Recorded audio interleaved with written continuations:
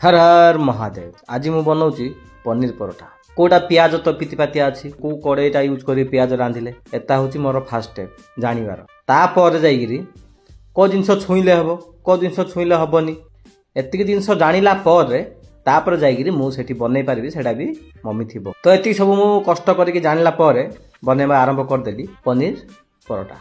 तेल गरम करिकी ताइरे पियाज कंचा लंका पकईकी टिके भाजिकी ताइरे पकईदेली मु गाजर बीट आउ टमाटो। गाजर बीट को मु पूरा गुंड गुंड करी से जो घसिकी गुंड कर देइथिली। तो सब जिनस टिके भाजी हो गला तापरे पका हबो पनीर। आ एपटे पका हो गलानी मरच गुंड मसला गुंड हल्दी गुंड लुण सब पकईकी मु फ्राए कर सारे।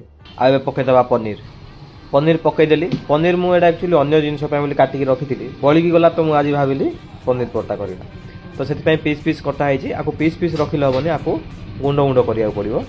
तो मुझे पकईला स्माश करके गुंड करदेली। से भर मम्मी सेपटे रेडी करदेला अटा चकुड़ी टिके पानिया पाग अटा चकुड़िया पड़ो माने बेसी पानी ना टिके पानिया चकुड़िया पड़ो जमती कि बेली हम पनीरटा भितर रखिकी। पनीर हो सारी आपको ढांकुणी घोड़े देवा। ढांकुणी घोड़े आम पड़ेगा अटा आड़े जमती कही टिके पानिया पाग रो। तो पाग हो सारी ठीक ठाक एवं देवा आम स्टफिंग देवा। तो जो पनीर बनई आम भितर देकी आम प्रॉपर्ली स्प्रेड करवा। स्प्रेड कले भी हम किसी असुविधा नहीं। आ मोर तो हो सारी एवं प्रोफेशनल मनीष आसीगले सी बेल हाथ में स्प्रेड नहीं बेल से प्रॉपर्ली। तो से भर चलतु मोर पनीर परोठा बनईदेवा। देखूँ अलरेडी पकई सारे गोटे जिनस कौन समझ जदि भूल करेंगे आपड़ जे फास्ट तेल पकईकि परोठा पकेबेनी फास्ट दी साइड सेकिबे टिके तापर टिके सेकीला ब्राउनिश देखो एमती आसला तेल पकेबे।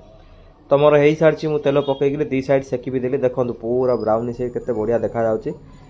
मोर तो हो गला भाई मु चलली खावाई। आउ देखो मुझे साइज सजेकी रखी काटिकी पूरा। तो आपण मैंने बनातु खातु आ मत विदाय दिंतु। हर हर महादेव।